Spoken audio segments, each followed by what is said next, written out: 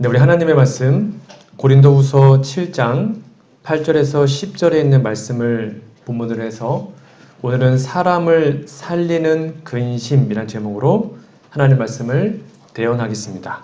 여러분 성경 본문을 다 펴놓으시고 성경책을 펴놓으시고 함께 말씀을 들어주시면 좋겠습니다. 가장 중요한 성경절인 10절 말씀만 제가 다시 읽고 말씀 나누겠습니다. 하나님의 뜻대로 하는 근심은 후회할 것이 없는 구원에 이르게 하는 회개를 이루는 것이요 세상 근심은 사망을 이루는 것이니라. 정신과 의사였던 토마스 홈즈라는 분이 만든 스트레스 표가 있습니다. 잘 안 보이시죠? 이 표에는 44개, 43가지의 스트레스 항목이 나오는데 각각 점수가 좀 매겨져 있다고 합니다. 여기 보면 가장 큰 스트레스가 뭐냐면 배우자의 죽음.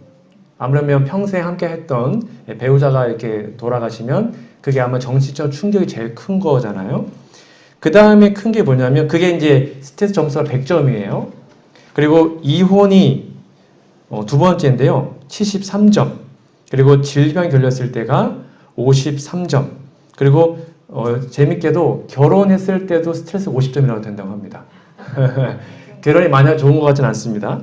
그리고 실직은 47점, 재정 상태의 변화, 쉽게 말하면 좀 집이 어려워지면 38점, 배우자와 언쟁이 지금 자주 싸우는 거 35점, 또는 시댁 또는 처가와 갈등이 있는 거 29점, 또는 직장 상사와의 갈등이 23점.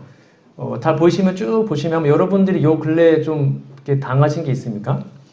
여기에 이렇게 있으면 이것이 1년 동안이면 1년 동안에 이 스트레스 점수가 다 더해서 150점에서 199점이 되면 병이 날 확률이 37% 정도가 된다고 하고요. 200점에서 299점이 되면 51%, 300점이 넘어가면 이제 거의 80% 정도가 병이 난다고 합니다. 다시 한번 보셔요. 여러분 지금 아마 스트레스가 어느 정도이신지. 하여튼 여기 이제 스트레스 지표이고 이렇게 했다고 합니다. 여러분 다 아실 겁니다. 스트레스 안 좋은 거잖아요. 스트레스를 많이 받으면 몸도 망가지고 마음도 상하죠. 여러분 요즘에 어떤 스트레스 좀 갖고 있으십니까? 전혀 없으십니까? 세상에는 많은 근심이 있는 것 같지만 성경은 세상에 존재하는 근심을 딱 두 가지로 나눕니다. 뭐냐면 오늘 본문 말씀처럼 하나님의 뜻대로 하는 근심이 있고요. 그 다음에 세상 근심이 있습니다. 그러니까 근심은 딱 두 가지예요. 하나님의 뜻대로 하냐 아니면 세상 근심으로 그렇게 죽어가냐 그 둘 중에 하나밖에 없습니다. 놀랍게도 여기 하나님의 뜻대로 하는 근심은 무엇을 이루어준대요? 구원을 이루게 하는 회개를 이루어주고 그러니까 이건 좋은 거죠. 세상 근심은 결국 죽게 만드는 사망을 이룬다라고 얘기합니다. 여기 근심이란 말이 헬라 말로 뭐냐면 리페라고 하는데요. 뜻은 몸과 마음의 고통, 아픔, 슬픔 이것이 바로 근심이라고 합니다. 쉽게 말하면 하나님의 뜻대로 하는 근심에도 마음의 고통이나 아픔이나 슬픔이 있을 수 있다는 것입니다. 하나님의 뜻인데도 우리 마음이 아플 수 있어요. 슬플 수 있다는 것이죠. 근데 그것은 결국 우리를 살리는 구원을 이루는 것이다 라고 말하는 것입니다. 여기 하나님의 뜻대로 하는 근심 그리고 세상 근심 여러분들은 어떠한 근심을 하며 살고 계십니까? 우리는 둘 중에 하나밖에 할 수 없습니다. 근데 결과는 정반대입니다. 구원을 받든지 아니면 사망을 얻든지. 여러분 사람이 근심하는 게 좋은 걸까요? 나쁜 걸까요? 어떻게 생각하세요? 좋은 거예요? 나쁜 거예요? 나쁜 거예요. 여기 보니까 하나님 뜻대로 근심은 좋은 거라 그랬는데요. 좋은 거예요? 나쁜 거예요? 대부분의 사람들은 뭔가 내면보다는 겉으로 드러난 것을 통해서 판단합니다. 쉽게 말하면 누군가가 얼굴에 근심이 가득해요. 누군가가 마음이 아파합니다. 그러면 걱정하지 마, 근심하지 마 라고 무조건 근심이 안 좋은 것이라고 생각합니다. 물론 사람이 근심, 걱정 없이 할 수는 없어요. 그러나 오늘 본문 말씀처럼 그 영혼이 하나님의 뜻대로 자신의 신앙 때문에 근심하고 걱정한 상태일 수도 있거든요. 좀 더 열심히 살아야 되는데, 좀 더 예수님께 기도해야 되는데, 좀 더 우리 믿음이 성장해야 되는데, 그것 때문에 걱정할 수 있거든요. 그 걱정과 근심은 좋은 것입니다. 어떤 근심은 슬픔이, 그 근심이 하나님께로부터 오기 때문에 구원을 얻게 된다고 말합니다. 그러므로 근심하고 슬퍼하는 것이 다 나쁜 것만은 아닌 거예요. 오늘 말씀의 배경을 좀 살펴보면 여기 고린도후서 7장 8절에서 9절의 말씀에 보시면 사도 바울이 이렇게 얘기합니다. 너희가 근심함으로 회개함에 이른 까닭이라. 이게 이제 고린도 전서라는 책에 고린도 후서라는 책에 나와 있는 내용인데요. 이 바울이 2차 선교 여행을 했을 때에 이 고린도 지역에서 약 18개월 정도 머물며 교회를 세웠습니다. 그러니까 이 고린도 교회는 사도 바울이 정말 애지중지하고 섬겼던 교회였습니다. 쉽게 말하면 개척교회였죠. 바울이 세웠던 교회였습니다. 근데 바울은 이제 개척자였기 때문에 교회를 세운 다음에 거기 장로님들 세우고 이동을 하죠. 이동해서 또 교회 세우고 이동하고 순회를 했지 않습니까? 그러니까 이제 고린 교회를 세워놓은 다음에 떠났는데 그 교회가 좀 안 좋은 일이 많다는 소식을 이제 접하게 된 것입니다. 교회에 문제가 발생했어요. 그게 무엇이었냐면 그게 바로 고린도 전서에 나오는데 크게 몇 가지의 문제가 있습니다. 교회가 4개의 파로 갈라졌습니다. 나는 뭐 아볼로파다. 나는 바울파다. 나는 뭐 누구다. 이렇게 막 갈라졌고요. 쉽게 말하면 교회가 분열된 것입니다. 그리고 한 신자가 성적인 문제를 일으켰습니다. 쉽게 말하면 교회 안에서 성적 타락이 일어났습니다. 교인들끼리. 근데 교회가 그걸 올바로 처리를 못했어요. 제적시키고 쫓아내야 되는데 그냥 뭐 놔뒀습니다. 그리고 교인들 사이에 뭔가 분쟁이 일어났는데 이거를 스스로 해결 못해서 법정까지. 쉽게 말하면 세상 법정에서 교인들끼리 싸운 거예요. 이게 고린도전서에 나와 있는 문제였습니다. 그 외에도 많은 문제들이 바울의 귀에 들려왔죠. 요즘처럼 스마트폰이나 뭐 인터넷이 발달했다면 바로 전화해서 해결할 수 있는데 이때는 그게 안 되니까 누군가로부터 소식을 듣고 직접 못 가면 편지를 써가지고 그 당시에 그 교회에 바울의 어떤 말을 전달했습니다. 그것이 바로 고린도전서였습니다. 그러니까 고린도전서의 내용이 쉽게 말하면 이렇게 온유하고 좀 좋은 내용일까 아니면 좀 회개해라, 똑바로 살아라 뭐 그런 내용일까요? 그런 내용이었습니다. 그래서 고린도전서는 주로 회개해라, 죄를 지적하고 견책하는 아주 강한 내용이었습니다. 그게 이제 고린도전서의 전반적인 내용이에요. 교회가 문제가 있으니까 그걸 해결하기 위해서 바울이 강하게 편지를 쓴 것입니다. 근데 바울이 마음이 참 여렸거든요. 그렇게 편지를 보내고 난 다음에 마음 편치 않았어요. 쉽게 말하면 싫은 소리 한 다음에 서로 마음이 아프잖아요. 아무리 좋은 충고라고 해도. 그러니까 마음이 불편했습니다. 혹시 이것 때문에 누가 상처받지 않았을까? 어떨까? 마음에 고민을 했어요. 하지만 바울의 생각이 곧 바뀌게 됩니다. 왜냐하면 고린도 교회의 성도들이 그 첫 번째 편지를 듣고는 막 열받은 것이 아니라 뭘 했냐면 회개했거든요. 아, 이러면 안 되는구나 하고 근심하며 그들이 회개하고 그 문제가 해결이 되었습니다. 그러자 이 바울이 너무나 기쁨이 좋았어요. 너무 기분이 좋았어요. 그래서 두 번째 편지를 보냅니다. 그게 고린도 후서예요. 그 고린도 후서에 오늘 나온 본문이 나와요. 너희가 내 편지를 받고 근심했지만 그 근심이 너희를 회개하게 했다. 그건 좋은 근심이다. 하면서 근심 얘기를 하고 하나님의 뜻대로 근심에 대해서 설명한 내용이 오늘 본문의 배경입니다. 그렇다면 오늘 우리들의 모습을 좀 살펴볼까요? 세상에 근심 없는 사람은 아무도 없습니다. 다 근심이 있습니다. 자, 그러면 여러분들은 요즘에 어떤 근심을 하고 사십니까? 여러분 어떤 근심을 하고 있으십니까? 지금 나는 어떤 근심을 하고 살고 있습니까? 여러분 이 사진이 어떤 사진인지 아셔요? 사람 빼곡하죠. 이게 얼마 전에 이랜드 그룹에 지원한 사람들이 취업 시험을 치르는 현장이라고 합니다. 정말 어마어마하죠. 약 3,000명 정도가 모여서 이렇게 시험을 치릅니다. 여기서 뭐 몇 명 못 뽑히거든요. 몇천 대 1 막 이래요. 이 신문의 헤드라인 제목 이거였습니다. 드넓은 시험장, 비좁은 취업문. 요즘에 수많은 젊은이들이 가뜩이나 힘든데 코로나 때문에 더 겹쳐가지고 정말 취업이 힘듭니다. 많은 젊은이들이 직장 얻기 위해서 근심하고 슬퍼합니다. 여러분, 이 코로나19가 이렇게 오래 갈 줄 정말 꿈에도 몰랐지 않습니까? 저는 뭐 사스나 이런 것처럼 금방 끝날 줄 알았거든요. 근데 이게 벌써 2년째로 접어듭니다. 작년 2월달 시작해가지고 벌써 1년 반, 2년 동안 교회도 예배도 잘 못 드리고 정말 힘들게 전 세계가 요즘에 또 변이가 또 발생했더라고요. 치사율이 75%라고 합니다. 인도에 또 발생을 했어요. 미운가 뭔가 하여튼 75% 치사율이. 이렇게 길 줄 몰랐는데 코로나19로 뭐 사람 죽는 건 그렇다 치고 물론 그것도 참 힘든 거지만 경제가 정말로 무너지고 정말로 자영업자 다 죽어나가고 있지 않습니까? 이렇게 대부분의 사람들이 이 땅에서 근심하며 슬퍼하며 살아갑니다. 근데 그러한 근심들이 과연 하나님의 뜻대로 하는 근심일까요? 아니면 세상 근심일까요? 대부분의 사람은 세상 근심입니다. 쉽게 말하면 먹고 사는 문제.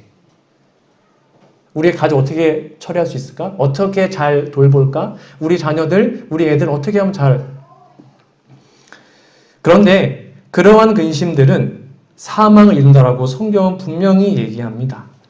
우리가 해야 하는 근심은 하나님의 뜻대로 하는 근심입니다. 이 근심을 원어로 직역하면 여기에 빨간 글씨입니다. 그게 뭐냐면 하나님에 의해서 하게 된 근심입니다. 그러니까 나는 그 근심 하고 싶지 않았어요. 근데 하나님이 그 근심을 하게 만들었습니다. 뭐 하려고요? 우리를 회개시키고 구원하려고. 그러니까 그 근심은 하나님에 의해서 하나님께서 만들어내신 근심입니다. 그러니까 이 근심은 좋은 것이죠. 여러분, 유대 당시에 유대인들은 이렇게 살았습니다. 산상보훈 88페이지입니다. 유대인 시대에는 사람들의 정열이, 쉽게 말하면 모든 관심이죠. 모든 관심이 주로 돈을 사랑하는 쪽으로 쏠렸다.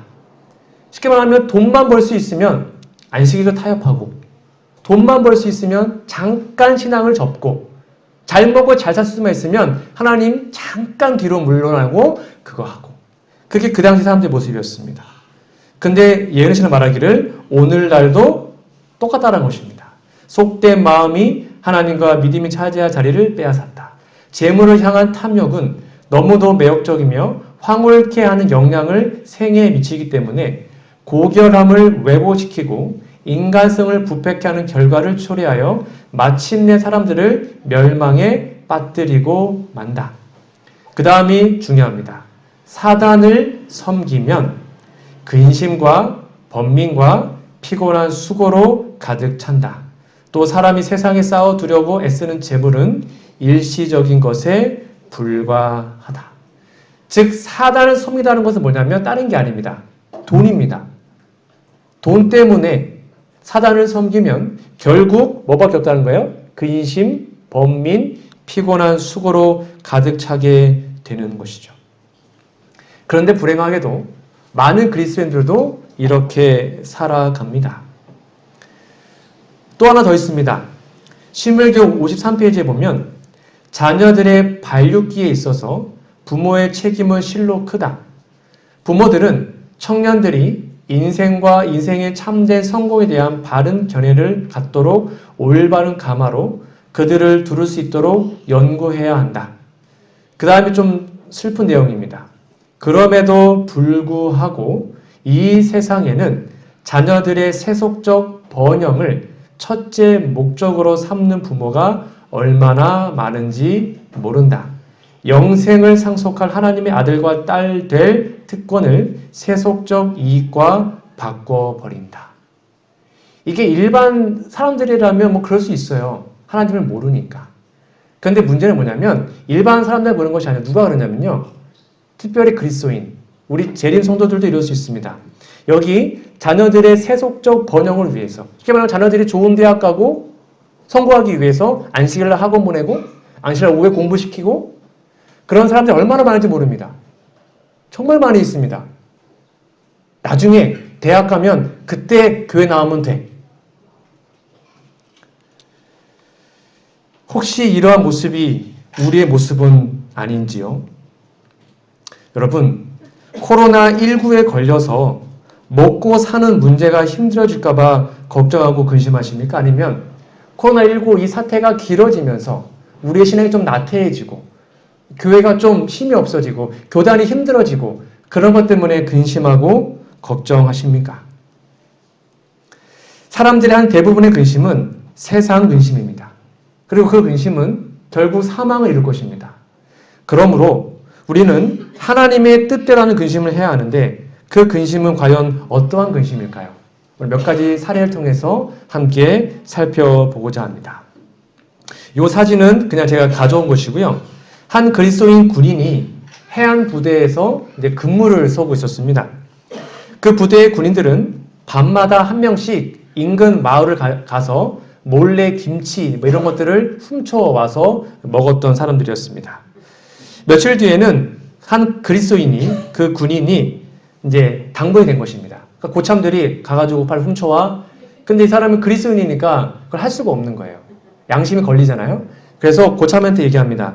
제가 어떻게 해서든 가져오겠습니다. 근데 제가 훔치지 않고 제가 어떻게 가져올 테니까 저한테 훔치는 말만 하지 마십시오. 알아서 해라. 그러는데 하나님께 기도가 간절히 하니까 어떻게 하면 좋을까? 훔치지 말고 가서 달라고 해야겠다. 하가지고 한 집에 들어가가지고 사정 설명했습니다. 저희가 김치가 먹고 싶은데 좀 주시면 안 되겠냐 하고 사정을 했습니다. 근데 마침 그 아주머니의 아들이 군대에 가 있었거든요. 그러니까 아들 같은 거예요. 그래서 알았다고 어느 때보다 더 많은 김치와 고추장구 이런 것들을 줘서 이 그리스도인 이 병사가 가지고 와가지고 맛있게 먹었다라고 얘기합니다. 만약 이 군인이 어떻게 군인이니까 어쩔 수 없어. 시킨 대로 해야 돼. 하고 자신의 양심을 그냥 억압하고 그냥 타협했다면 이런 하나님의 은혜를 맛볼 수 없었겠죠. 제가 신대원 다닐 때 정말 감동적 읽었던 한 책이 있습니다. 그럼 혹시 이한복 목사님 혹시 아십니까? 어르신 중에 아시는 분 계실 것 같은데. 이 목사님이 쓴 수기집입니다. 자기 자서전인데 하나님이 이기셨다. 정말 좋은 책입니다. 한번 기회 되시면 읽어보시고요.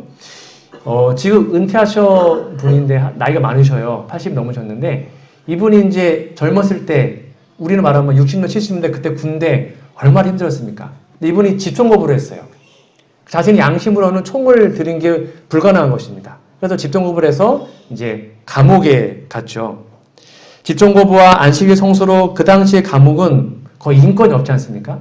하루 좋은 게 얻어맞고 그리고 성적 착취가 있고 근데 이분이 그때 좀 이분 표현대로 하면 좀 예쁘장하 생겼다고 해요. 그래서 한 고참이 그 교도소에 있는 고참이 불렀습니다. 왜 불렀냐면 이 당시에는 좀 이렇게 좀 미소년 같은 사람들을 불러다가 쉽게 말하면 남자가 남자를 성적 폭행을 했습니다. 그러니까 이 사람을 부른 것입니다. 근데 이 목사님이 이거는 도저히 자신 양심으로 불가능하니까 말하면 정말 죽살나게 막는 거거든요. 그렇게 많이 받고 자기 주변의 사람들을 보고 근데 하나님께 기도하고 얘기를 했답니다. 저는 신학생입니다. 앞으로 목회할 사람입니다. 저는 그걸 할 수 없습니다. 제가 죽어도 그 못하겠습니다. 라고 얘기를 했대요. 근데 하나님께서 은혜를 주셔서 이 고참, 그 조폭 같은 그 고참이 넌 앞으로 건드리지 않겠다 하고는 빼줬다고 합니다. 그러면서 이분이 학생이었을 때, 감옥에 나 있을 때, 또 군인이었을 때, 현직 목사였을 때, 그리고 은퇴했을 때도 이분의 평생의 마음에 가장 중요한 게 뭐였냐면 이거였습니다. 나는 진리를 받은 후 언제나 양심에 무슨 가책은 없는가 하는 것이 최대의 관심사였다. 이게 이제 요 책 45페이지 기록되어 있습니다. 마음의 가책. 내가 하나님 뜻대로 하지 못했을 때 오는 그 근심이 아니라 하나님의 뜻대로 했을 때 오는 근심은 괜찮다. 근데 마음의 양심에 가치 없는 게 나의 삶의 최대의 목표다.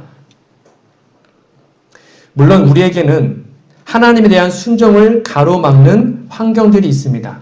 지금은 불가능해. 지금은 하나님 뜻대로 하는 것이 불가능해. 하나님 이해해 주시겠지? 지금은 불가능하니까. 그런 게 있을 수 있습니다.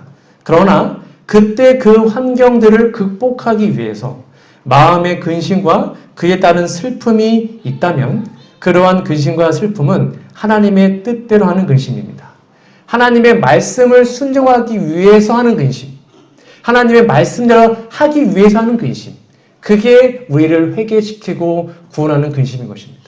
환경은 절대로 핑계댈 수 없습니다. 어떤 환경에도 타협하지 않고 그 말씀에 순종할 때 그게 바로 우리가 가야 하는 길이죠. 또 제가 한 책을 소개해 드리도록 하겠습니다. 르완다 대학살에 관한 책인데요. 지금으로부터 약 25년 전밖에 안 된 이야기입니다. 1994년도에 있었던 학살 내용입니다.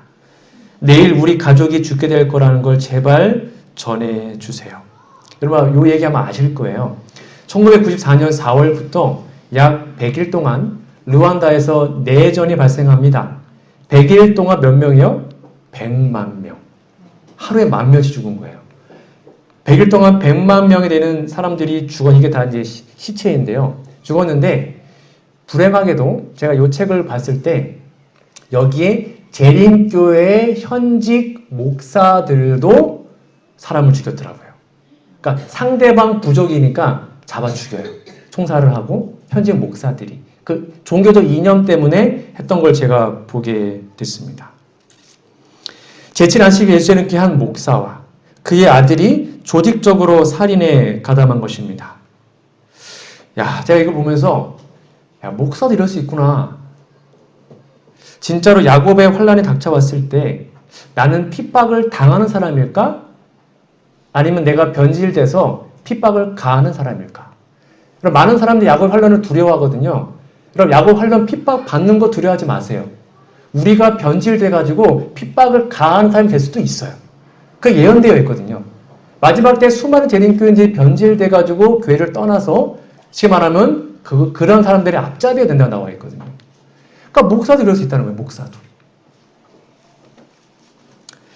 여러분 우리는 사람을 죽이지 않더라도 사랑해야 할 사람들 자주 힘들게 하지 않습니까?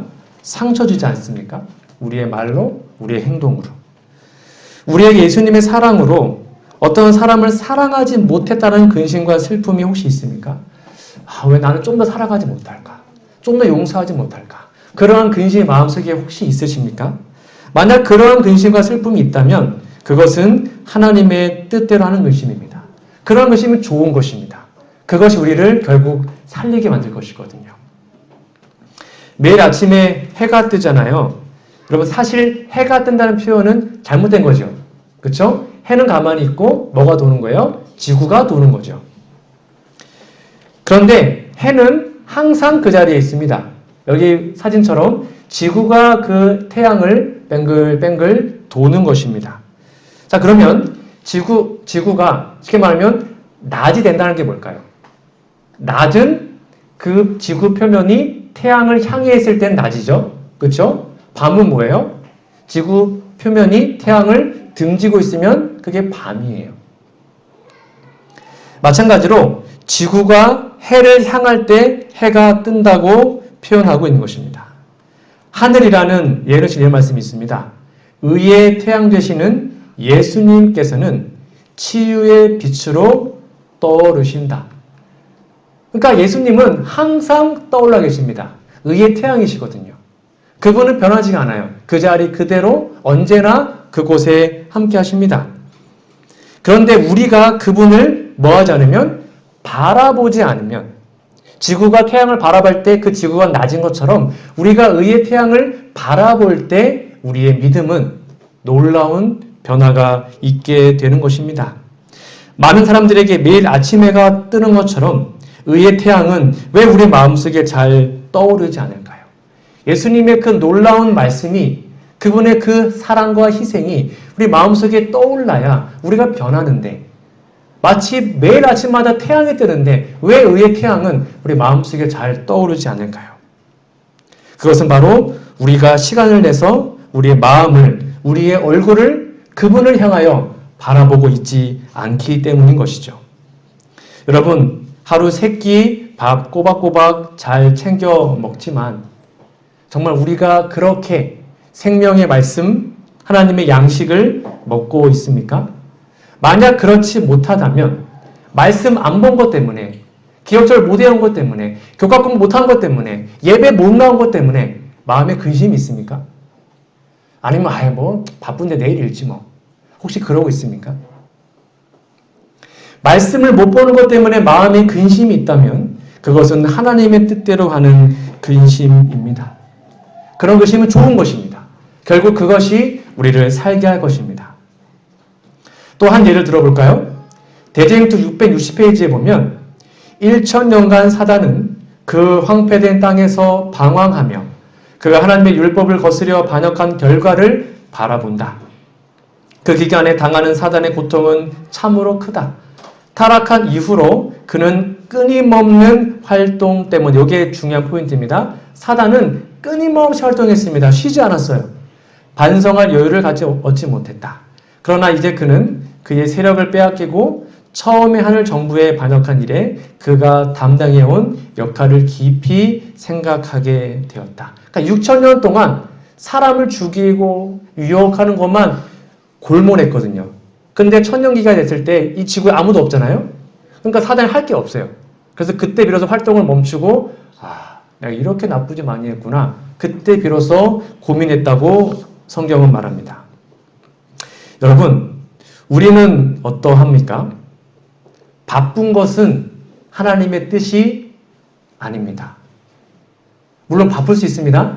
근데 하나님의 말씀과 기도와 교회 활동과 그렇게 하나님을 만나는 시간도 없을 만큼 바쁜 것은 아닙니다. 사단이 그렇게 살았다는 것입니다. 사단은 정말 바빴습니다. 6000년 내내 바빴어요. 그래서 자신이 어떠한 존재인지 어떻게 죄의 길로 가는지를 몰랐습니다.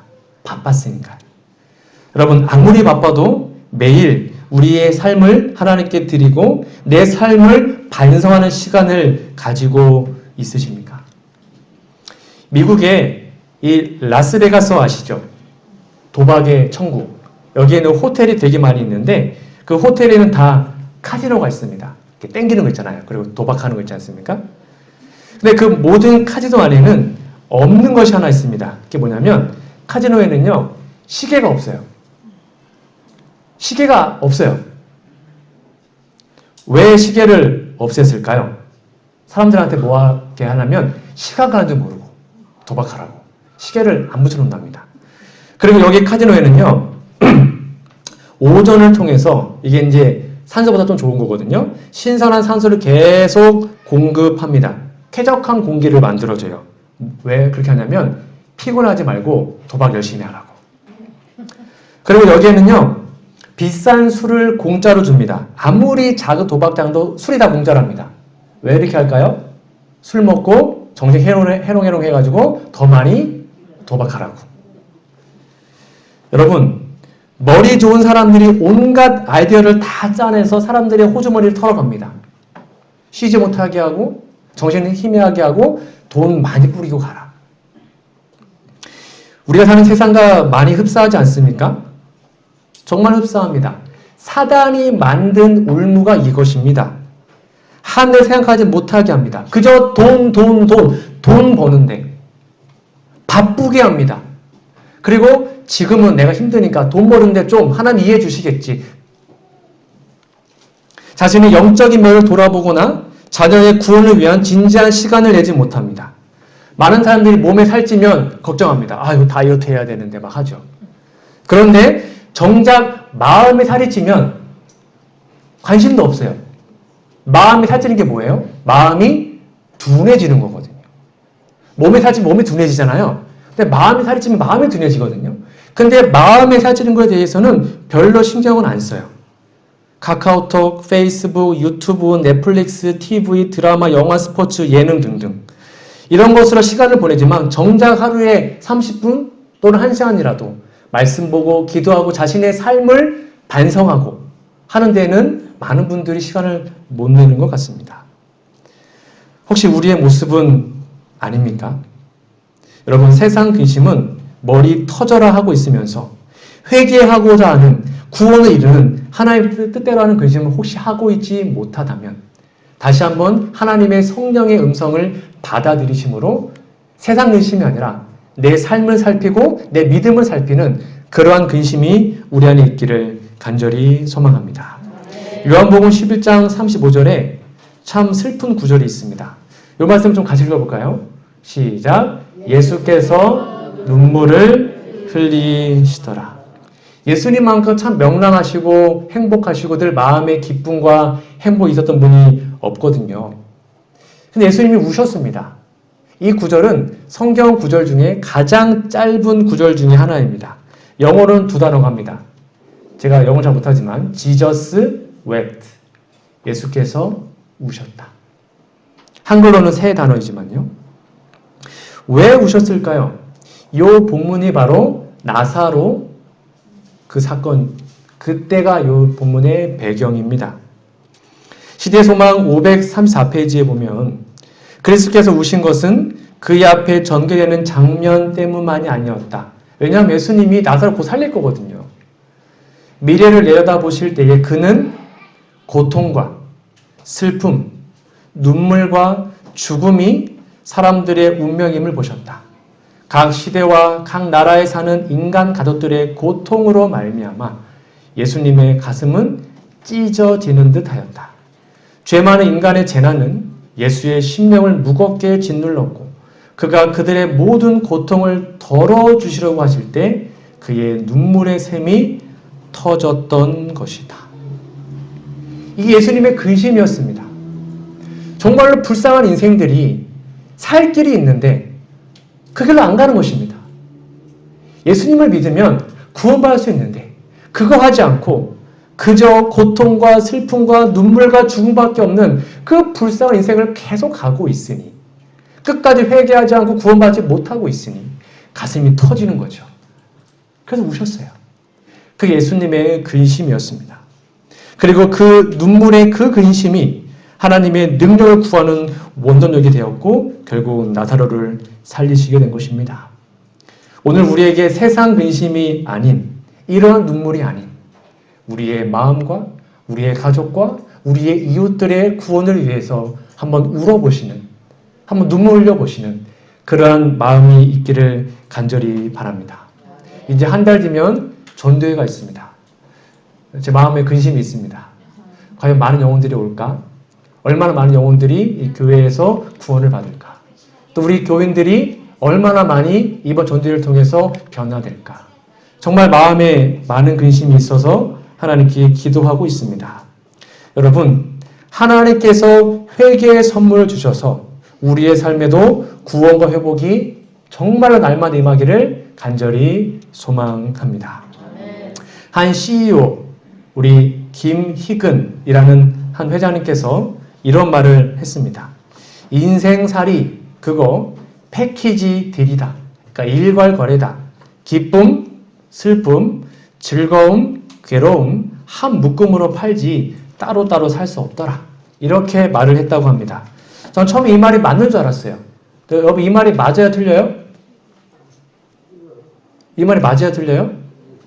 이 말은 틀립니다. 저도 인생을 이제 조금 살아봤지만 이제 한 40발밖에 못 살아봤지만 인생의 기쁨과 슬픔을 기쁨과 근심을 같이 주는 줄로 알았습니다. 근데 그거 아니었습니다. 무슨 말이냐면 세상은 기쁨도 주고 슬픔도 주는 것이 아닙니다. 세상은 근심과 슬픔과 고통밖에 안 줍니다. 우리가 세상으로 받았다고 착각하고 있는 그런 기쁨은 다 허상이거든요. 결국 없어지는 것이거든요. 즉 우리가 가질 수 있는 유일한 기쁨은 진짜 기쁨은 바로 예수님께만 있는 것이죠. 그게 바로 진짜 기쁨인 것입니다. 세상에 맛을 짜게 하는 물질이 뭐밖에 없어요? 소금밖에 없습니다. 이 소금 외에는 음식을 짜게 할 수 없습니다. 그런데 그 세상의 소금처럼 유일한 것이 뭐냐면 바로 예수님입니다. 세상에 기쁨을 줄 수 있는 것, 우리의 삶에 기쁨을 줄 수 있는 것, 우리의 삶에 구원을 주는 것, 그 유일한 것은 바로 예수님밖에 없는 것이죠. 이거를 기억할 때 우리는 세상 근심이 아니라 하나님 뜻대로 근심을 통해서 예수님을 날마다 경험하게 될 것입니다. 요한복음 14장 27절 말씀입니다. 같이 좀 읽어볼까요? 평안을 시작. 평안을 너희에게 끼치노니 곧 나의 평안을 너희에게 주노라. 내가 너희에게 주는 것은 세상이 주는 것과 같지 아니하니라. 너희는 마음에 근심하지도 말고 두려워하지도 말라. 아멘. 여기 분명히 써 있죠? 하나님이 주시는, 예수께 주시는 평안이 유일한 것이고, 그 다음에 그 평안은 세상이 주는 것과 같지 않다. 전혀 다르고 완전히 다른 것입니다.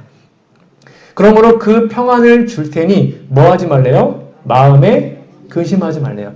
제발 세상 근심하지 말래요. 세상 근심은 죽는 것이니까. 그거 하지 말고 하나님 뜻대로 하는 근심을 하라고 우리에게 말해주고 있는 것이죠. 시대소망 598페이지입니다. 무한하신 지혜로서 하나님께서는 초석을 택하시고 친히 이것을 놓으셨다. 그게 예수님인데요. 온 세계가 이 돌 위에 걱정과 근심의 짐을 놓을지라도 이것은 그 모든 것들을 견딜 수 있다. 그들은 더할 나위 없이 안전하게 그 위에 지을 수 있다. 그분은 회개하는 모든 죄인들이 그분에게 맡기는 죄의 짐을 지셨다. 그리스도 안에서 죄지은 심령이 구원을 찾았다. 그분은 견고한 기초돌이시다. 그분을 의지하는 모든 사람은 완전한 안전을 얻는다. 여러분이 아무리 여러분의 모든 죄 아무리 많아도 그걸 예수님은 다 해결할 수 있다는 것입니다. 그러므로 걱정하지 말고 예수님께 여러분의 모든 것을 드리시기 바랍니다. 말씀의 결론을 맺겠습니다. 저는 오늘 사람을 살리는 근심이라는 제목으로 말씀을 드렸습니다. 이제 이 제목의 의미를 이해하시겠죠? 여러분, 세상에서 먹고 사는 문제 때문에 세상적 근심으로 여러분의 마음을 힘들게 하지 마시기 바랍니다. 그러한 근심은 결국 우리를 죽게 만들 것입니다. 그러나 영적인 성장과 믿음의 회복, 내가 좀 더 예수님을 닮지 못하는 것에 대한 근심, 그러한 근심을 하시기 바랍니다. 왜냐하면 그 근심은 우리를 더 열렬하게 하나님을 찾게 할 것이고 우리를 회개하게 만들 것이며 우리를 구원하게 만들게 됩니다. 그럼 여러분의 세상 근심, 모든 무거운 짐 그대로 예수님께로 가져오시기 바랍니다.